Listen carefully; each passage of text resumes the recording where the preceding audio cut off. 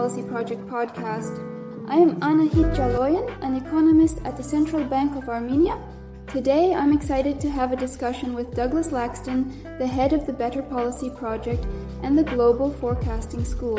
Doug has had a remarkable career, spending 26 years in the research department of the International Monetary Fund, where he led the Economic Modeling Division, and 13 years at the Bank of Canada, developing the framework for flexible inflation targeting. Today, we'll delve into some of the pressing risks facing the global economy, including developments in China, inflation dynamics, and the implications for global markets. Doug, thank you for joining me. Thank you, Anahit. It's great to be here and have this discussion with you. Doug, let's start by talking about the current global economic risks. China in particular has been a focal point recently.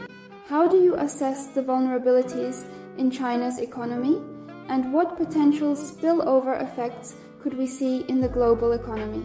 Well, Anahit, China's economy is indeed at a critical juncture. The property market has been under significant stress, with property prices declining in certain areas. While the aggregate data might not fully reflect the extent of the downturn due to people holding on to properties rather than selling at lower prices, localized collapses are a real concern. These can lead to a loss of consumer confidence, increased foreclosures, and financial instability. If these issues aren't managed carefully, the implications for the global economy could be substantial. China is a major consumer of commodities, so a slowdown there could lead to decreased global demand for commodities like oil, affecting prices and impacting commodity exporting countries. That's a significant concern. Considering the potential for decreased commodity demand, how do you see the oil market being affected, especially with the current geopolitical tensions? The oil market is particularly sensitive right now. On one hand, a slowdown in China could reduce global oil demand, leading to lower oil prices. On the other hand, geopolitical tensions in the Middle East could disrupt supply, pushing prices up. For instance, if there's an escalation involving key oil-producing nations, we could see a significant spike in oil prices. Currently, OPEC has about 5 million barrels per day of spare capacity, primarily held by Saudi Arabia.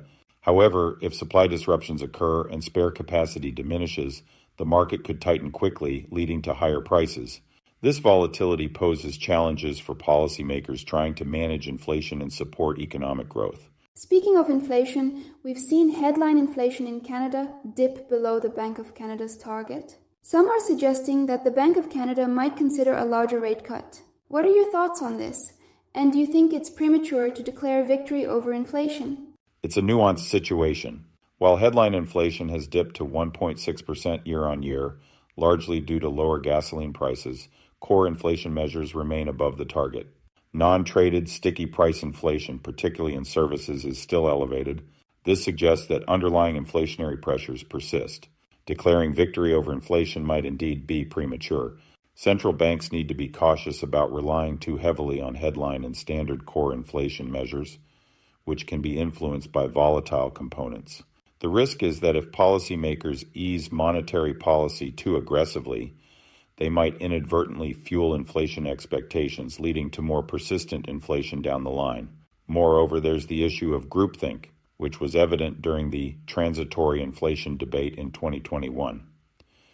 Policymakers underestimated the persistence of inflation, and we should avoid repeating that mistake. Agility and a prudent risk management approach are essential.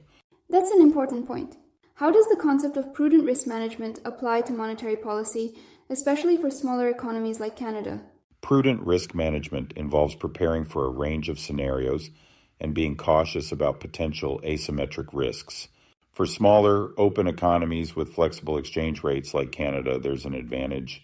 They can use exchange rate adjustments as a tool to absorb shocks, provided they have a solid monetary policy framework with clear objectives. These economies don't have to worry as much about falling into a low inflation trap, because they can intervene in the FX market if necessary. However, they need to be vigilant about inflation expectations ratcheting upwards, especially if inflation has been above target for an extended period. The key is to maintain credibility and ensure that long-term inflation expectations remain anchored. Given the uncertainties and the potential for both upside and downside risks, What should policymakers prioritize in the current environment?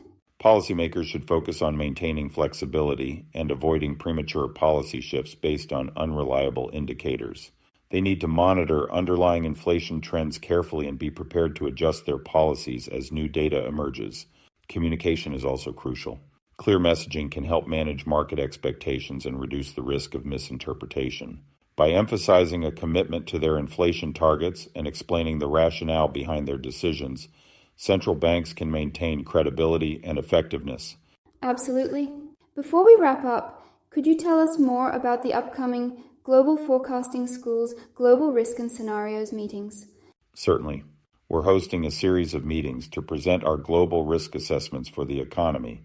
The sessions will be held on Friday, October 25th, Tuesday, October 29th, and Friday, November 1st, all at 2 p.m. London time. Our students will present their analyses, discuss various global forecasts and scenarios, and highlight the benefits of a prudent risk management approach to monetary policy. We'll also explore how this approach can be extended to fiscal and macro-prudential policies. That sounds like an excellent opportunity for policymakers and analysts to gain insights into current economic challenges. Doug, thank you for sharing your expertise today. Thank you, Anahit. It was a pleasure discussing these important topics with you. To our listeners, thank you for joining us.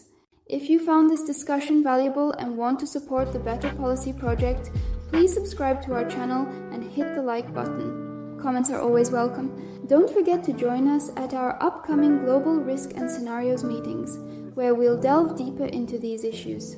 Until next time.